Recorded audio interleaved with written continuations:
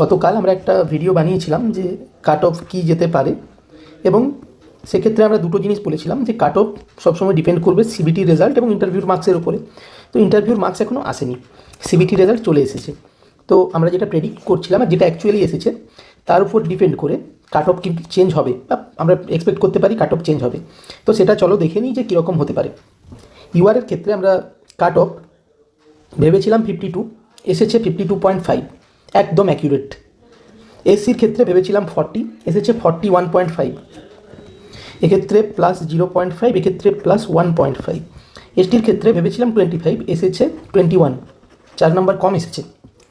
OBC এর ক্ষেত্রে 43 ভেবেছিলাম, এসেছে 47.5, 4.5 মার্কস বেশি এসেছে। এবং ওবিসি বির ক্ষেত্রে ভেবেছিলাম 50, এসেছে 45, 5 নম্বর কম এসেছে। এবারে এর উপরে কাট অফ কীভাবে ডিপেন্ড করে একটু আমরা দেখে নিই। তো ব্যাপার হচ্ছে দুরকম সিনারিও হয়। এক, যে কোনো ক্যাটাগরির কাট অফ আর ইউআরের কাট অফ অলমোস্ট সেম এলো, মানে ইউআর এসেছে 52.5, কোনো সাম ক্যাটাগরি এসেছে 47.5। তো এর ফলে আমাদের মনে হয় যে এই ক্যাটাগরির যে কাট অফ সেটা অনেকটা উপরে যাবে, কারণ বেশি এসেছে, যেরকম ওবিসি এর ক্ষেত্রে। কিন্তু যে জিনিসটা হয় ইউজুয়ালি সেটা হচ্ছে এই যারা ধরো 100 পেয়েছে, 90 পেয়েছে, 55 পেয়েছে বা 52.5 পেয়েছে, এই ক্যাটাগরির তারা কিন্তু সবাই ইউআর হিসেবে নাম লেখাবে।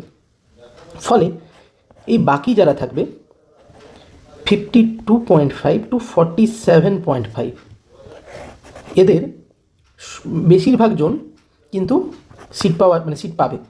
কারণ যদি ধরো 200 জন চান্স পায়, এই দিকে যদি 100 জন চলে যায়, এই দিকে যদি 100 জন থাকে, তাহলে 2.5 হিসেবে ডাকা হয়েছে, 80 জন সিট পাবে। তাহলে কিন্তু এই বাকি 100 জনের থেকে 80 জন সিট পাবে। এটা কিন্তু তাদের ক্যাটাগরির জন্য একটা বিরাট অ্যাডভান্টেজ। কাট অফ বেশি যাওয়া মানে ডিসঅ্যাডভান্টেজ না। উল্টো দিকে যদি ধরো ক্যাটাগরির কাট অফ গেছে 52, ইউআরের কাট অফ গেছে 52, কোনো একটা ক্যাটাগরি যেরকম ধরো এসসি গেছে 21, এর ফলে যেটা হবে যে 100 টু 52.5 খুব কম লোকজন থাকবে, বেশিরভাগ লোকজনটাই এই 52 থেকে 21-এর ভিতরে থাকবে। ফলে এ যদি 200-র মধ্যে 20 জন হয়, এইদিকে থাকবে 180 জন, এবং এদের থেকে 80 জন চাকরি পাবে। তাহলে এই ক্ষেত্রে 100 জনের থেকে 80 জন চাকরি পাচ্ছে, এই ক্ষেত্রে 180 জনের থেকে 80 জন চান্স পাচ্ছে।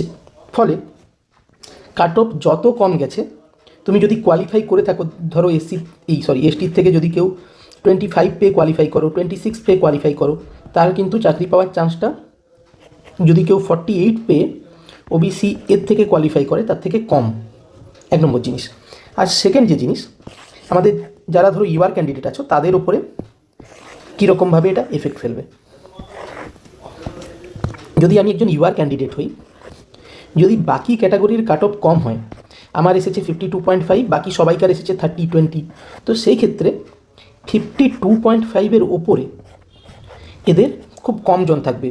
যদি 200 জনের মধ্যে 20 to 30 জন থাকবে, ফলে এই ক্যাটাগরির 20 থেকে 30 জন আমার সিটটা ব্লক করবে এবং আনরিজার্ভড হিসেবে সিট পাবে। উল্টে যদি এক্ষেত্রে আমার 52.5 কাট অফ, বাকি ক্যাটাগরির 40 to 45 to 47-এর ভিতরে এসেছে, তাহলে তাদের একটা বড় অংশ 52.5-এর ওপরে থাকবে। ফলে এক্ষেত্রে ধরো 60 থেকে 70 জন 200 জনের মধ্যে ইউআর হিসেবে কোয়ালিফাই হবে। ফলে যারা ইউআর স্টুডেন্ট তাদের জন্য যে অ্যাভেলেবেল সিট যে 514, সেটা এক্ষেত্রে কমবে।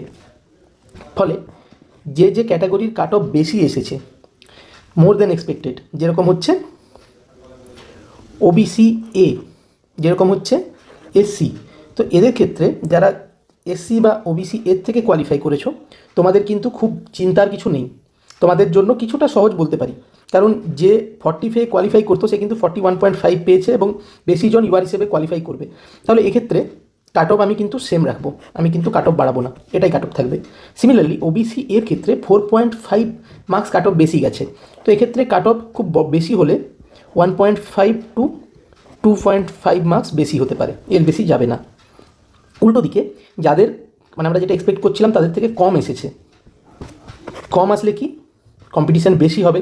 ফলে এক্ষেত্রেও আমরা যেটা এক্সপেক্ট করছিলাম তার থেকে কাট অফ খুব বেশি কমবে না। যেরকম ওবিসি বির ক্ষেত্রে যদি বলি, এক্ষেত্রেও খুব বেশি হলে 2 নম্বর কমতে পারে। ফলে ওই 53 to 54-এর আশেপাশেই থাকবে। এবং এসটিদের ক্ষেত্রে কাট অফ কিছুটা কমবে, কারণ 4 নম্বর কম এসেছে, তো 34 to 36 এক্সপেক্ট করো। ইউআরদের ক্ষেত্রে একদম কারেক্ট প্রেডিকশন যেটা ছিল সেটাই থাকবে, এবং আরও অ্যাকিউরেটভাবে বলতে গেলে 64 to 65-এর মধ্যে আমরা এক্সপেক্ট করব। এছাড়া তোমাদের যদি কোনো কোয়ারি থাকে তোমরা নিচে জানিও, আমি তার রিপ্লাই দেবো।